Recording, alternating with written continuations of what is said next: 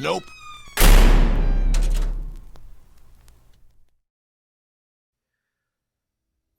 Before all of this, I was your normal college frat guy. I won't beat around the bush about it. I was an asshole, as were all of my friends. That's why, when walking back to our hotel from the last spring break party we'd ever attend, we decided to break into the museum. It was our idea of a harmless prank. It wasn't some big science museum like the Smithsonian, you understand. This was a small, 2-story building housing various artifacts of importance to the locals. It was a time capsule containing all of the memories of when this beachside settlement was still known for the prize sea bass fishermen caught, as opposed to the drunk partygoers. Our selfish plan, which I am not at all proud of, was to go in, strip the wax figures in the exhibits down to the nude, and then pose them in, compromising positions. We could barely contain our drunk giggling as we searched the dark for an entranceway at the rear of the building. There were 4 of us. Me, Larry, Ethan, and Geoff. It didn't take long for one of us to jimmy the rusted lock on the back door and slip inside. At the time, I was glad the museum wasn't rigged with an alarm system. These days, I wish it had been. If it had, the 4 of us would have been apprehended before we started poking around the unlit exhibits. It was Geoff who found the storage room. Behind an imposing diorama of some local men fighting off a large sea creature out on the ocean was a trapdoor. It was made of the same sun-bleached beechwood the rest of the ground floor was decked with. The dozen or so hinges on one side were small, almost hidden. The thin seam that ran between the hatch and the rest of the flooring bordered on invisible. If Geoff hadn't tripped on an errant harpoon Ethan had displaced, he might have never noticed it. As it was, the rest of us stopped when we heard his voice drift up from the floor. "Guys, there's a basement." Of course, we went down there. It took us all of 5 minutes to repurpose a 19th century fisherman's knife into a trapdoor unwedging tool. The 4-foot by 4-foot square of beechwood didn't have a handle that we could find, nor any keyhole to suggest we needed to search for keys. It swung open without creak or protest, almost like the forgotten and often ignored museum wanted us 4 loud, brash, obnoxious spring breakers to venture into its depths. Cell phone flashlights flared into life one by one as we each reached the cool air at the foot of the ladder. The windows kept the dusty ground floor bathed in moonlight, but the space below was pitch black. It was a landing of sorts, a square concrete space with no light fixtures that we could see. A quick scan with the 4 flashlight beams showed us the room's only feature almost instantly: a door on the opposite wall. The bold black font on the yellow plastic sign meant we didn't have to guess the room beyond's purpose. Storage. Management only. We were 4 drunk frat boys on spring break. 4 drunk frat boys who could already be booked for a string of offenses, from vandalism to breaking and entering to being drunk and disorderly. What else were we supposed to see the words management only as, other than a challenge? Geoff had discovered the hatch to the basement, but it was I who opened the door marked management only. Larry, Ethan, and Geoff were on tiptoes over my shoulder, whooping and hollering excitedly, as I delivered kick after kick to the locked door handle. The inebriated ruckus stopped the moment the wood around the lock splintered. The door swung inwards. A bony face leered down at me.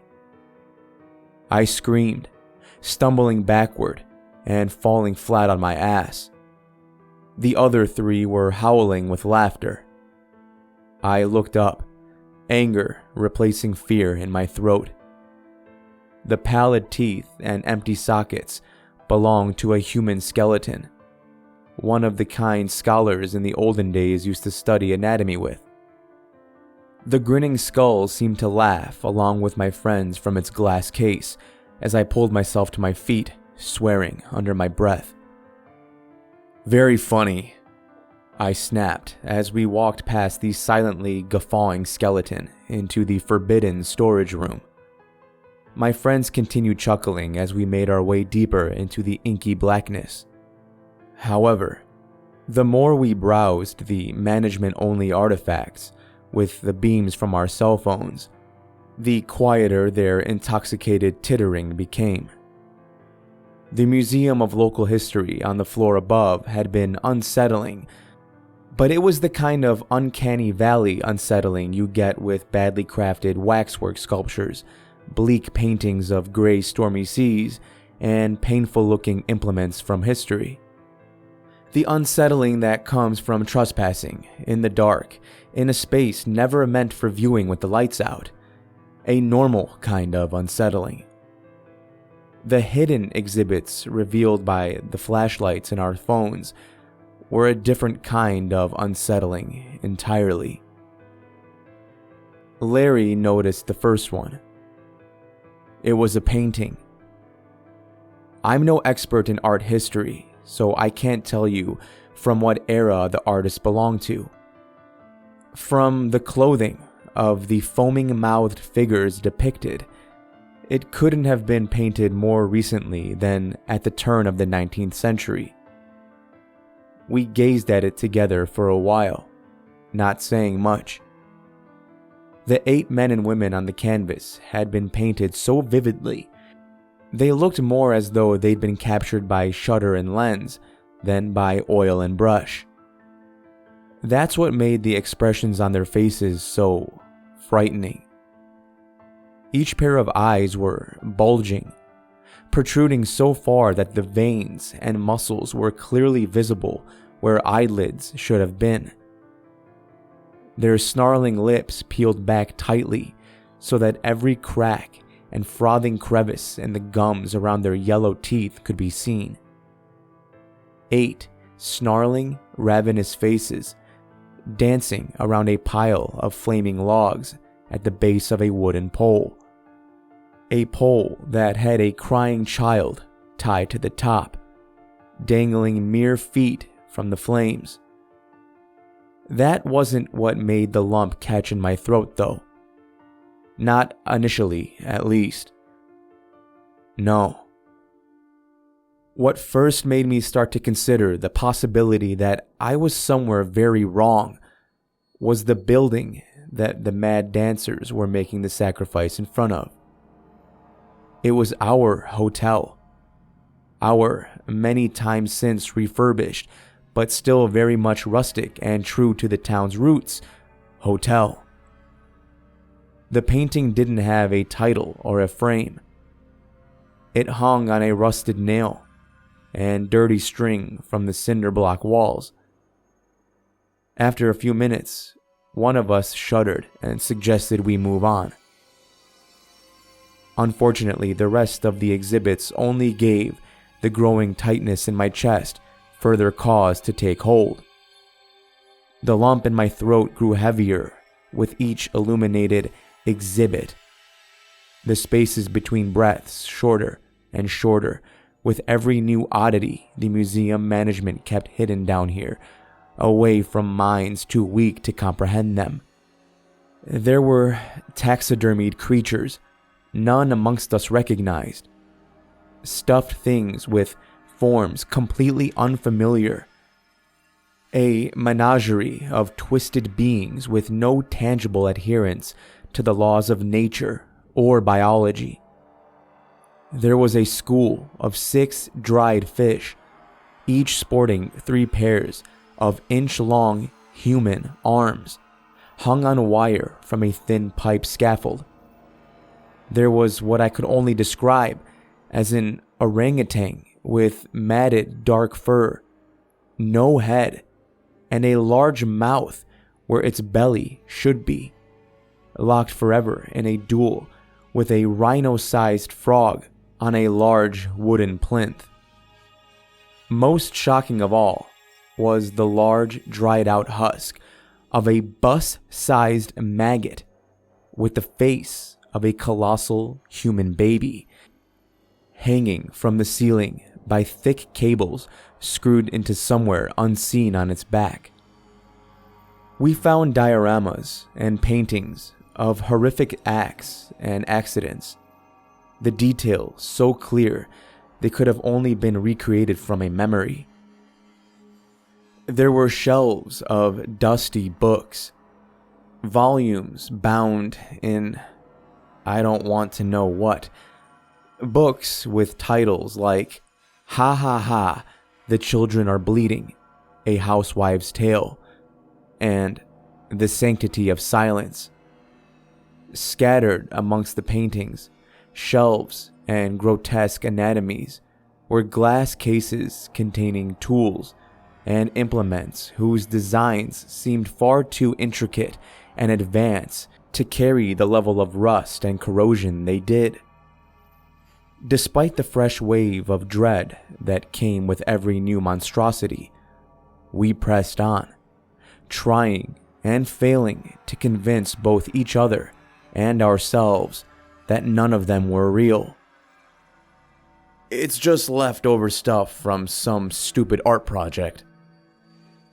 Look, you can see on that one, it's obviously made of rubber, right? Whoever made this stuff was a real twisted guy. Probably some sick kind of basement dweller. These comments, and many more, did nothing to stem the rising panic in what forced nervous laughs remain. We'd been stupidly traumatizing ourselves in the crushing darkness for half an hour before I found it. A mask, laying alone on a plinth a full 6 feet away from any of the other nightmarish exhibits. I spotted it first. I wish that hadn't been the case. If one of the others had been the first to unearth it in the dark with the glare of their phone light, maybe they would have been the idiot that put it on. It was completely blank, save for half a dozen or so angular symbols carved thumb deep into the surface. There were no eye, nose, or mouth holes, no gaps with which the wearer could see or breathe. It was made of a metal that I didn't recognize, a dark and bluish mottled substance that reflected the light from my phone back at me as a heady mix of purples, oranges, and greens, almost like an oil slick. Its strangest qualities are more difficult to put into words.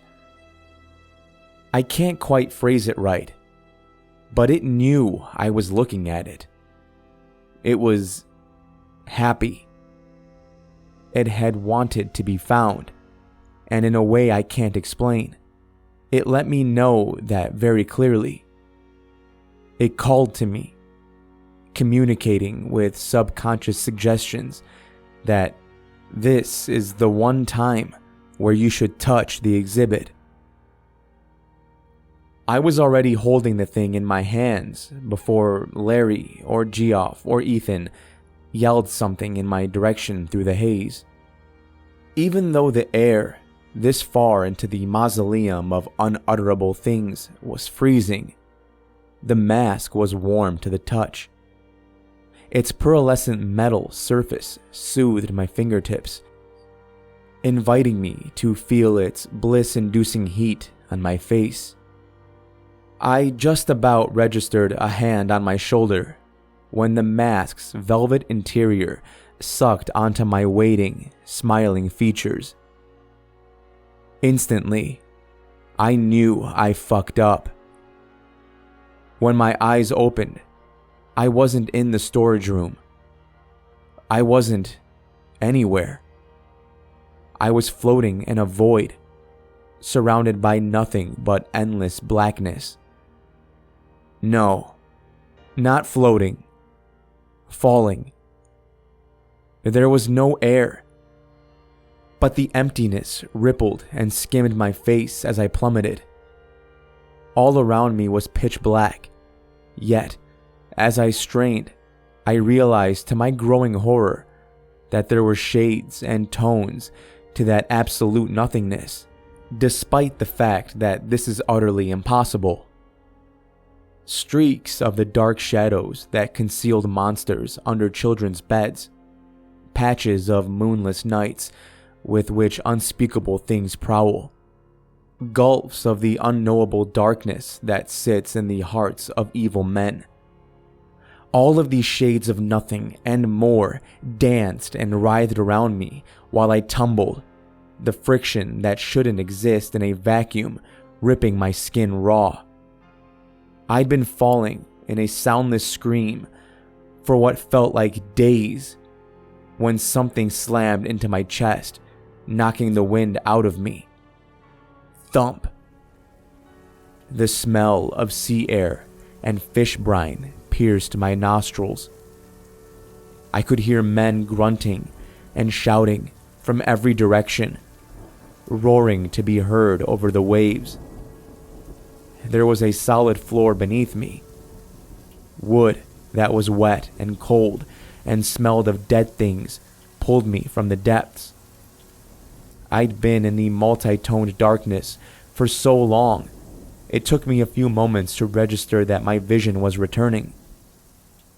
I stood, still screaming. My skin was still being whipped raw, but now the lashing came from the freezing rain-filled Atlantic winds. I was on a ship, the same fishing vessel from the diorama in front of the trap door in the museum. The fishermen were here too. They were staring at me, each stopping whatever important task they were doing to gawp at the sudden stranger in their midst. They didn't have time to gawp long. One of them yelled, pointing at something behind me. I turned around. The screams knocked from my horrified lungs by a fresh, inexpressible terror. The thick tentacle of the ocean monstrosity in the diorama crashed through the rigging above my head. Splinters and shards peppered the rain as I fell to my knees, wailing at the sight of those sewer plate-sized stickers lined with obviously human teeth. I was rooted, paralyzed with fear, as the squid-like appendage, as thick as a train tunnel, fell upon me. I closed my eyes, the smell and warmth of its flesh inches away from my face. Then, I was falling again. The salty tang and rawness of waves was replaced with the sting of rushing darkness. Thump. The wind was once more knocked from me. This time, I could smell smoke, hear a child crying. I was in the painting Larry had found. The warmth of the fire licked my tear-stained face as I backed slowly away from the rabid dancers leaping toward me.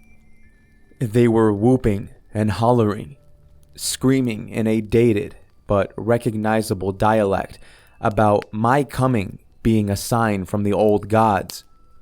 One manages to grab my arm and bite down, leaving a scar I can still feel, but can't yet bring myself to look at. I turned to run, bumping into a sullen old man clutching a canvas, brushes, and some paints. Thump. I'm standing in a field. A crowd of indigenous-looking people stop skinning the headless orangutan thing they've killed to stand and point in my direction, reaching for their spears and axes. Before they can split my skull, there is a deafening ribbit. A frog, the size of a rhinoceros, leaps from the bushes. It lands on one of the natives. There is a loud crack in the wind as their spine breaks. Before either his kin or myself can react, I am knocked to the ground by a sticky, amphibious tongue with a tip the size of my face. I am wrenched from the ground, my fingernails filling with dirt as I scramble to pull myself away from the beast's waiting maw. Thump. I am standing alone in a vast plain. Wild horses stampeding around me, braying and snarling in panic. I turn around to see they are being chased by a living version of the baby-faced maggot husk from the museum, spindly arms that must have rotted off, snatching up whole horses to stuff into its gaping, toothless mouth. Its glassy, lifeless eyes lock onto mine, and somewhere in the back of my skull, I feel its sudden curiosity at the new thing before it. Thump. Knee-high, prehistoric reptiles scamper at my feet. They stop building a waist-high obelisk and put down their miniature tools to observe me, conversing in a language of syllables and vowels impossible to replicate with the human tongue. Thump. Sulfur and ash clog my lungs. I can hear nothing but the roar of primordial tectonic fury. The sky is dark and red. Before my eyes are blinded by a layer of soot, I catch sights of a horizon of volcanoes and firestorms. Thump. I am in space. A spiraling cloud of dust and debris stretches around me. From somewhere in the distance, the faint light of our infant stars covering my choking form in a faint orange glow. Thump. I am sitting in a chair, and there is a glaring sun over me, although it's not my own. I wince from its brightness, straining to take in my surroundings. The chair is on a completely flat metal surface that glistens with the same pearlescent shimmer as the mask. This flat plane stretches around me in all directions until it reaches a large wall of the same material, thousands of miles in the distance, and taller than any building the hands of men could ever construct. The bindings and chair are like nothing I recognize. They are at once both organic seeming and flexible, yet apparently forged from the same rigid metal substance as the ground. I don't have any time to try and understand this contradiction, however. The booming voice from the stars beyond this alien sun made sure of that. Ah, good. We'd wondered when your kind would be ready. The power of this voice knocked what little breath remained from my lungs. I felt my eardrums burst. That's how I know I can't hide in the false comfort of convincing myself this never happened. I could never have imagined or conceived the owner of that atom-rattling voice, and even if I could, a voice in my head could not have left me permanently deaf. The end of the first sentence was enough to make sure I'd never hear anything again. The rumbling and buzzing in every fiber let me know it was still conversing as I looked up, ears bleeding, and let out a scream I could no longer hear that I don't think stopped for several days. The alien sun was not a sun. It was a bulb. A planet-sized bulb hanging from the wires as thick as Jupiter's red spot in diameter. The flat metal plane I was on was not an empty landscape. It was a petri dish. The real horror came when I worked out the true meaning of the shifting constellations in the sky above. The stars beyond the colossal bulb above were not stars at all. They were reflections. Reflections in the trillions of eyes of the galaxy-sized beings that peered down at my impossibly tiny, insignificant form. Its scale was so vast that I could barely make out any details beyond those eyes. An unsurmountable number of pupils, the size of stars, blinked and drilled into me from the gaping, no longer emptiness of space above. Even craning my neck to look directly up, I could not see the full extent of its form. So colossal was this being that the twinkling reflections from the furthest of its eyes would have taken eons to reach the spot where I strained and fought against my bindings. The stellar gulfs between eyes were smoky and gaseous, yet I knew that beyond those plumes large enough to swallow the Milky Way, a vast cosmic anatomy lay hidden. At the great rim of the dish on which it studied me, its form spread into a nexus of thin tendrils. These magnitudely impossible to measure swarms of ancient limbs ballooned and stretched outwards, forming thick oily clouds that convulsed across the steel tundra. The rupturing buzz from this being did not stop as one of those fogs snaked towards me. Its tip was the size of a continent. I could feel the gravitational pull from it as it got closer, the sheer force threatening to rip me from the living metal chair. I was still screaming, with my eyes rolled back into my skull, the experience finally too much for my mind to take without shutting off. Thump. I was in the basement of the museum. Larry, Geoff, and Ethan were standing above me. They were shaking me, saying something. I couldn't hear them. I couldn't hear anything but a shrill ringing that drowned out all other sounds.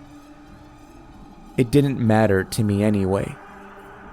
I ran both from the storage room and from them, but not before bending over to puke for a good 20 minutes. I was shaking, crying, and could feel, via the tearing in my throat, that my screaming had not stopped. I never saw any of them after that night. I cut all ties, didn't even message them to explain why. They could have got curious and tried the mask on themselves for all I know. I ran straight back to the hotel, covered in tears, grabbed my bags and left. Sank everything I had into the first ticket back home. Not college home either. Home. I dropped out of school and moved back with my parents. I can't look at photos of that time of my life, not without breaking down into a quivering mess. Even with the heavy medication, the slightest reminder is enough for me to write off the rest of the day. Or at least, it was. I've been getting better with the sign language, so I've gained back a little confidence. Enough to face writing down everything for the first time. To actually try and relive the memory and piece together what I saw. You probably wouldn't guess from the length, but this has taken me about 5 months to get down. I've had to stop multiple times. And once, I even had to check back into a psych unit for a few days. It's been worth it, though. Looking back. It's all out of my system now.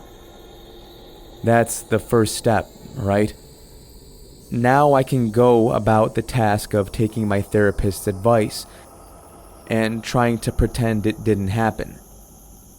That's not her words for it, but they are mine. I know it happened. This wasn't a drunken memory distorted by a psychotic break.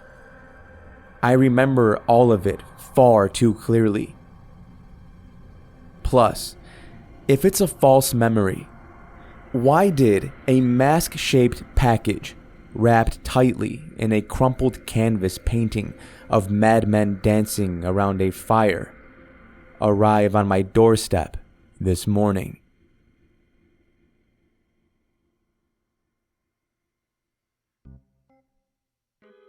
Thank you for listening, and I hope you enjoyed this week's story.